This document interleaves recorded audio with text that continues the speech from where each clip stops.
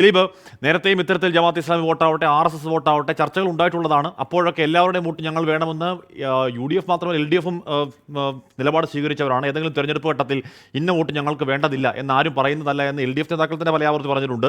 അപ്പോൾ ദിലീപ്, ഇലക്ഷൻ്റെ ഈ സമയത്ത് ഇപ്പോൾ NK പ്രേമചന്ദ്രൻ പറയുകയാണ്, ഇപ്പോൾ ഇലക്ഷൻ പ്രഖ്യാപിക്കുമ്പോൾ പല പാർട്ടികളും പലർക്കും പിന്തുണ പ്രഖ്യാപിച്ചിരിക്കുമെന്ന് പറയുകയാണ്. അപ്പോൾ സ്ഥാനാർത്ഥികൾക്ക് വോട്ട് അതിപ്രധാനമാണ്. അതിപ്പോൾ ആരുടെ വോട്ടാണെങ്കിലും ജയിക്കാൻ വോട്ട് വേണം, വോട്ട് അതിപ്രധാനമാണ്. അതുകൊണ്ട് പിന്തുണ വേണ്ട എന്ന ഒരൊറ്റ വാർത്താ സമ്മേളന പ്രഖ്യാപനത്തിൽ തീരുന്നതാണോ ആ പ്രശ്നം? ദിലീപ്, ഹാഷ്മി, നേരത്തെ കേരളം കണ്ടിട്ടുള്ള രാഷ്ട്രീയ പരീക്ഷണങ്ങളിൽ ഒന്നായിരുന്നു കോലീബി സഖ്യം, കോൺഗ്രസ് ലീഗ് BJP സഖ്യം. വടകരയിലും ബേപ്പൂരിലും BJP അനുഭാവമുള്ള സ്ഥാനാർത്ഥികളെ വിജയിപ്പിക്കുക, മറ്റിടങ്ങളിൽ BJP വോട്ടുകൾ കോൺഗ്രസിനും ലീഗിനും ചെയ്യുക എന്ന തരത്തിലുള്ള ഒരു രാഷ്ട്രീയ പരീക്ഷണം കേരളം കാണുകയും അതിൻ്റെ പേരിൽ പിന്നീട് കോൺഗ്രസും ലീഗും വലിയ തോതിൽ വിമർശനത്തിന് വിധേയരാവുകയും ചെയ്തിട്ടുണ്ട്.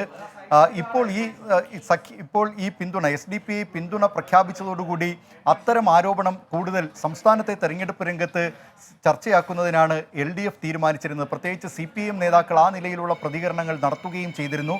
BJP ആകട്ടെ ദേശീയ തലത്തിൽ ഈ SDP-യുമായുള്ള സഹകരണം അത് വർഗീയ ശക്തികൾക്ക് പിന്നാലെ മുസ്ലിം വർഗീയതയ്ക്ക് കോൺഗ്രസ് കീഴ്പ്പെടുത്തുന്നു എന്ന തരത്തിലുള്ള പ്രചരണം ശക്തിപ്പെടുത്തുന്നതിനുള്ള തീരുമാനം BJP കേന്ദ്രങ്ങളിൽ നിന്നും ഉണ്ടായി. അത് BJP വക്താക്കളായ സ്മൃതി ഇറാനി, പ്രകാശ് ജാവ്ദേക്കർ, വിനോദ് താവ്ഡെ തുടങ്ങിയവരൊക്കെ ഈ സംസ്ഥാനത്തെ SDP-യുമായുള്ള അവരുടെ പിന്തുണ സ്വീകരിക്കലിനെ ആ നിലയിലുള്ള വിമർശനമായിരുന്നു ഉന്നയിച്ചിരുന്നത്. പക്ഷേ ഇതിലെ അപകടം തിരിച്ചറിഞ്ഞ കോൺഗ്രസ് ഹൈക്കമാൻഡാണ് അത് ദേശീയ തലത്തിൽ കോൺഗ്രസിന് തിരിച്ചടിയായേക്കും എന്നവർ കണക്കുകൂട്ടുകയും അതുകൊണ്ട് തന്നെ SDP പിന്തുണയെ പരസ്യമായി തള്ളിപ്പറയണം എന്ന നിർദ്ദേശം സംസ്ഥാനത്തെ കോൺഗ്രസ് നേതാക്കൾക്ക് നൽകുകയും ചെയ്തത്.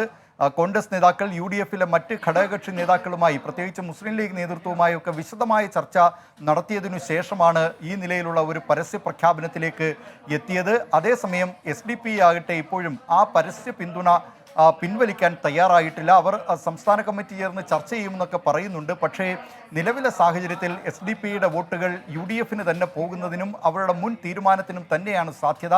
പക്ഷേ കോൺഗ്രസ് നേതൃത്വം അവരുടെ പിന്തുണ വേണ്ട എന്ന നിലപാടിലേക്ക് ആ നിലയിൽ പരസ്യമായി തന്നെ തള്ളിപ്പറഞ്ഞുകൊണ്ട് രംഗത്തെത്തിയിരിക്കുന്നു. നേരത്തെ മുസ്ലിം ലീഗിലെ പല നേതാക്കളും സമാനമായി തെരഞ്ഞെടുപ്പ് വേളയിലൊക്കെ MK മുനീർ, KM ഷാജി അടക്കമുള്ള നേതാക്കളൊക്കെ SDP-യുടെയും ജമാഅത്തെ ഇസ്ലാമിയുടെയും വോട്ടുകൾ വേണ്ടെന്ന് വെച്ചിരുന്നവരാണ്. പക്ഷേ കഴിഞ്ഞ തെരഞ്ഞെടുപ്പിൽ ജമാഅത്തെ ഇസ്ലാമിയുടെയൊക്കെ പിന്തുണ സ്വീകരിക്കുന്നതിന് ഈ നേതാക്കൾക്ക് വിമുഖതയുണ്ടായിരുന്നില്ല. കഴിഞ്ഞ പാർലമെൻറ്റ് തെരഞ്ഞെടുപ്പിൽ 9 സീറ്റിലാണ് സംസ്ഥാനത്ത് SDP മത്സരിച്ചിരുന്നത്. അവർക്ക് സ്വാധീനമുള്ള ചില പ്രദേശങ്ങൾ, ചില മേഖലകളൊക്കെ ഉണ്ട്. അതൊക്കെ മുസ്ലിം ലീഗ് നേതൃത്വത്തിനും സംസ്ഥാനത്തെ UDF നേതൃത്വത്തിനുമൊക്കെ അറിയാം. അത് അവരേതായാലും ഈ മണ്ഡലങ്ങളിലുള്ള അവരുടെ പിന്തുണ അത് വളരെ സഹായകമാകും എന്ന് UDF നേതൃത്വം കണക്കുകൂട്ടുകയും ചെയ്തിരുന്നു.